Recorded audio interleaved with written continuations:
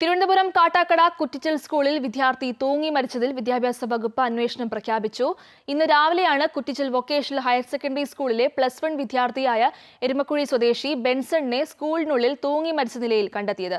സ്കൂളിലെ പ്രൊജക്ട് കൃത്യസമയത്ത് വയ്ക്കാൻ കഴിയാത്തതാണ് ആത്മഹത്യയിലേക്ക് നയിച്ചതെന്നാണ് പ്രാഥമിക വിവരം. പോസ്റ്റ്മോർട്ടത്തിന് ശേഷം മൃതദേഹം മെഡിക്കൽ കോളേജിലേക്ക് മാറ്റി. വിവരങ്ങളുമായി ദേവികയുണ്ട്. ദേവിക, ഈ ഒരു വിദ്യാർത്ഥി തൂങ്ങി മരിച്ചതിൽ വിദ്യാഭ്യാസ വകുപ്പ് ഇപ്പോൾ അന്വേഷണം പ്രഖ്യാപിച്ചിരിക്കുകയാണ്. എന്തൊക്കെയാണ് വിവരങ്ങൾ? ഇന്നലെ വൈകുന്നേരത്തോടെയാണ് +1 വിദ്യാർത്ഥിയായ ബെൻസൺ എബ്രഹാമിനെ കാണാതാകുന്നത്. അതേ തുടർന്ന് രാത്രി വൈകുവോളം വീട്ടുകാരുടെ നേതൃത്വത്തിൽ ഇത്തരത്തിൽ ഈ കുട്ടിക്കായുള്ള തിരച്ചിൽ നടത്തിയിരുന്നു.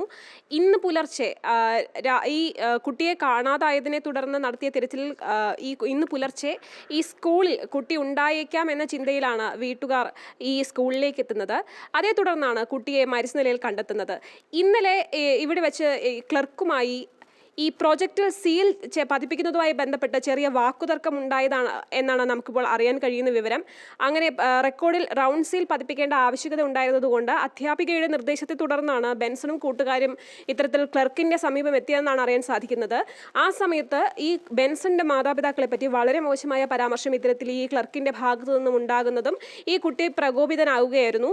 അതേ തുടർന്ന് ഇവർ തമ്മിലുണ്ടായ വാക്കുതർക്കത്തെ പറ്റി പിന്നീട് പ്രഥമാധ്യാപികയോട് ഇവിടെ ഈ പ്രിൻസിപ്പലിനോട് ഈ ക്ലർക്ക് അറിയിക്കുകയാണ്. അതേ തുടർന്ന് സ്കൂളിൽ ഇത്തരമൊരു പ്രശ്നം ഉണ്ടായിട്ടുണ്ടെന്ന് പ്രിൻസിപ്പൽ വീട്ടുകാരെയും വിളിച്ചറിയിക്കുന്നുണ്ട്.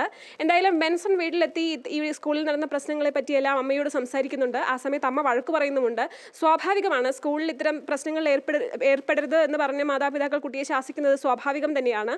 എന്തായാലും അതേ തുടർന്ന് വൈകുന്നേരം കുട്ടിയെ കാണാതാവുകയായിരുന്നു. സ്കൂളിലുണ്ടായ പ്രശ്നങ്ങൾ ബെൻസനെ മാനസികമായി വളരെയധികം ബുദ്ധിമുട്ടിച്ചിരുന്നു എന്ന് തന്നെയാണ് നമുക്ക് മനസ്സിലാവുന്നത്.